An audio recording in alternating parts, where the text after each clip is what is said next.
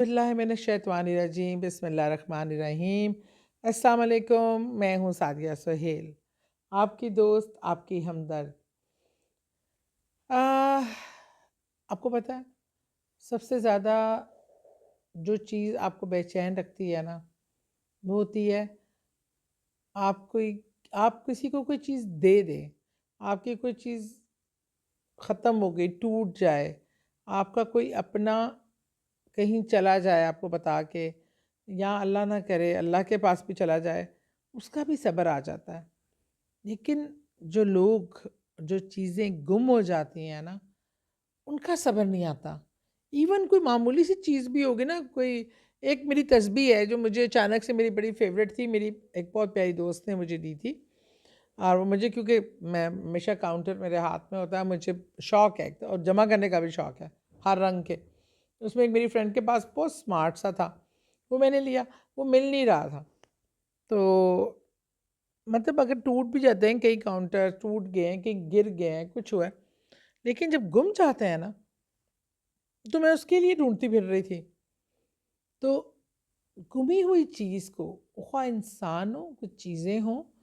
اس کی ایک عجیب سی بے چینی ہوتی ہے اور اس پر صبر نہیں آتا۔ سب سے تکلیف دہ بات ہے،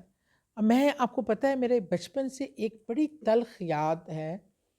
ایک بار میں چھوٹی سی بچی تھی، آ، میں اپنی میری اس ٹائم ہمارے پاس بنگلہ دیش سے ایک ملازمہ تھی جو میری عمر کی تھی، ہم دونوں اکٹھی تھیں اور بازار سے کچھ چیز لے کے واپس آ رہی تھیں، تو کسی نے مجھے وہاں سے اغوا کرنے کی کوشش کی۔ وہ تو میرے اللہ کا بڑا کرم ہوا، اللہ نے مجھے محفوظ رکھا۔ اچھا، میری زندگی کا میرے بچپن کا سب سے بڑا خوف ہی یہ تھا کہ جو بچے میں ہم المسجد میں اعلان سنتے تھے نا، اب تو نہیں ہوتے،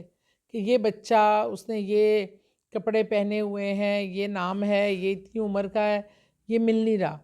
جس کو ملے وہ مسجد میں آ کے انفارم کرے یا ان کے گھر والوں کو انفارم کرے، وہ یہاں رہتے ہیں۔ یہ اعلانات پہلے مسجد میں ہوا کرتے تھے، مسجد سے ممبر سے ہمیں یہ آواز آتی تھی۔ اب تو social media, so many thing ہمارے بچپن سے جو ہم سنتے تھے، یہ اعلانس کے بعد میں اتنی خوف زدہ ہو جاتی تھی، مجھے ہوتا تھا وہ بچہ کہاں چلا گیا ہوگا، اس کے پیرنٹس بھی ساتھ نہیں ہیں،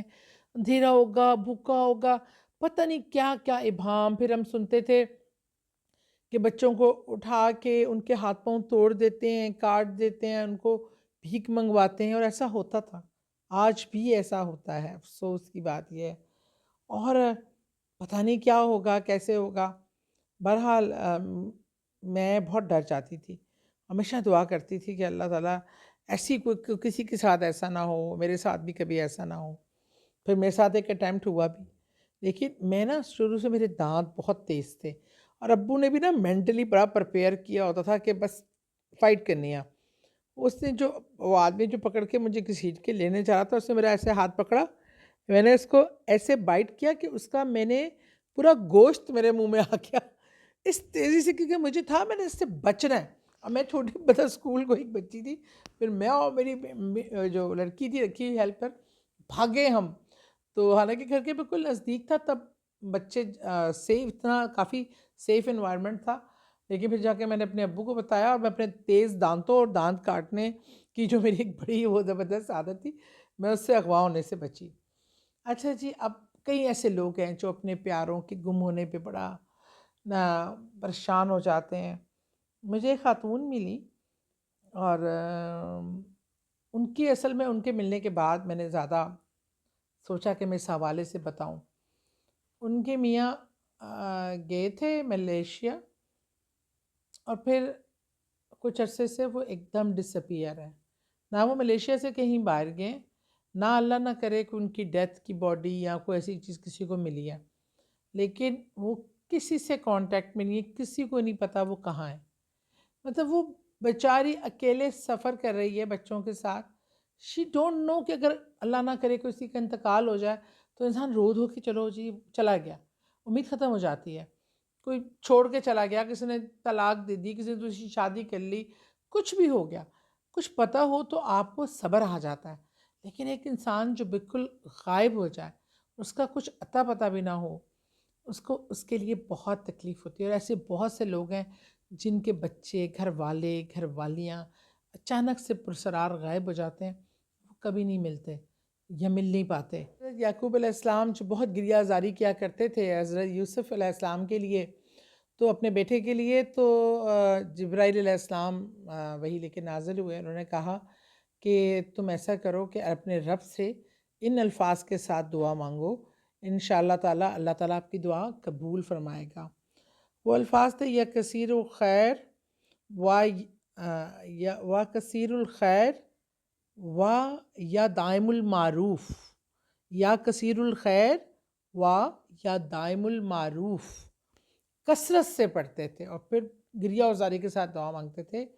تو اس پہ اللہ تعالیٰ نے جو ان کے پڑھنے پر اس والہانہ طریقے سے اور کس طرح رب کو پکارنے پر کہا، حضرت جبرائیل کے تھرو ان کو یہ پیغام ملا کہ اگر جس طرح تم نے مجھے پکارا اور جس طرح تم نے مجھ سے یہ مانگا